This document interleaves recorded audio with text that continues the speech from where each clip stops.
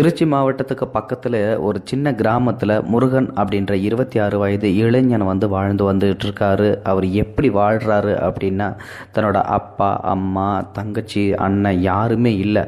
அப்பா அம்மாவுக்கு ஒரே பிள்ளை தான். அதாவது அந்த அப்பா அம்மாவும் இறந்து போயிடுறாங்க.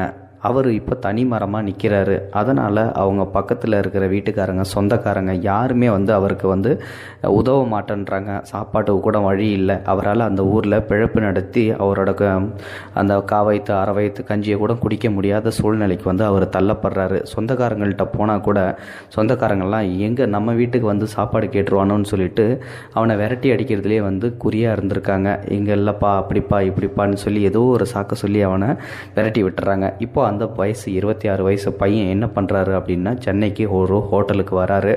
ஒரு ஹோட்டலில் பசிக்குது அப்படின்னு சொல்லிட்டு சாப்பிட போகிறாரு. அவரும் என்ன சொல்கிறாரு அப்படின்னா, சாப்பிடு அப்படின்னு சொல்லிட்டு